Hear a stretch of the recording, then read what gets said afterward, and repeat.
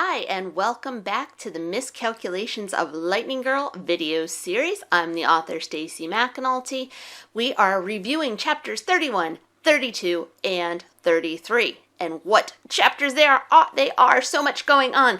I'm going to start with the Putnam problem. So Mr. Stoker gives Lucy this hard math problem. Now, a Putnam problem is something from a competition that colleges go off to.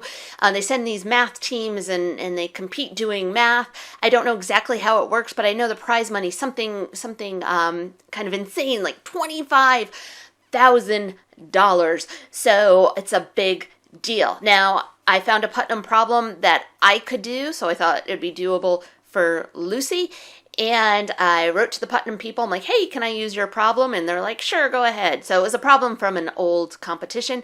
I also found the answer online for the problem, but I had to do the work myself to try to figure out how they got to that answer. So with the help of my oldest daughter, we worked through the problem. And this is my notebook, and you can see we did pages and pages and pages of work here, and then we decided to do it again, and so we have loose leaf pages here with all the math and the steps for doing this Putnam problem.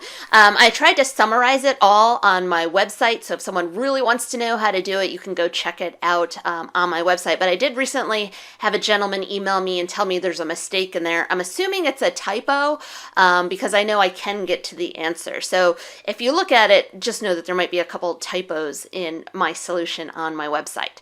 Okay, so Lucy's got this math problem, this hard math problem kids in college are doing, and she knows that the other kids in her class are not getting the same test from Mr. Stoker, but she still wants to do it. So she takes it and she does it out of sight. She goes into the bathroom and she finishes it. And it's still a joy to finish the problem, even if she never hands it in to Mr. Stoker. She is purely delighted by completing a math problem. And like I said, when she throws it away, she's like, I know I can do it now. There's a beauty in that. I can do it again. So she still gets some joy from completing the problem, even though she can't show it to Mr. Stoker. And then the next chapters that you just read have to do with the water park. All right, so these are some low moments for Lucy. One, Levi's not there, somebody she's come to count on and who I think, is very empathetic to Lucy. So she's just there with all the girls, and she's there with Wendy, her best friend. But the water park is torture because Lucy is not connected with the other girls there and is not feeling part of the group.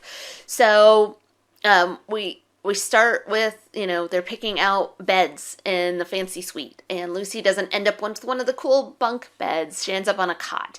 When my middle daughter read this book before it was published, that was the scene that got her. It literally made her cry, which for me as an author, I'm like, yes, to get such strong emotions out of a reader, that's my goal. That's what I'm trying to do, whether it's to make you laugh or cry or get very angry. I am trying to get you to have a strong emotion at the significant points in the books, but almost at every scene, I want you to have a certain emotion.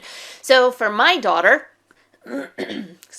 for my daughter to have that strong emotion to cry over the bed choice was just, I felt very accomplished in that moment. Now that might not be the worst moment for you, but for some reason my daughter really empathized with that. She really felt that was realistic. Maybe something has happened to her where she knew what it was like to not have a first choice in something, to be kind of left out, and nobody really cares that she was left out. And then of course we're in the water park, and the girls end up going off without Lucy. They go down the slide without her. And then when Lucy comes down the ride, everyone is gone. So she goes back to the adults, and then she's blamed for losing her partner, and it just all falls apart. There is nothing fun about the water park for Lucy. It is just torture the whole time. And then after all this, not being included in the bed choice, not having a partner, the meal isn't great, though when they're watching movies, it's not great. All awful, awful, awful. And then it ends with Wendy sharing Lucy's secret. She lets it out. You know, Lucy, what she was holding on to is out there. Whew. Okay. Now, you might be mad at Wendy, and she deserves it, but I want you to think a little bit about Wendy's motivation in this moment. Why does she tell the other girls Lucy's secret?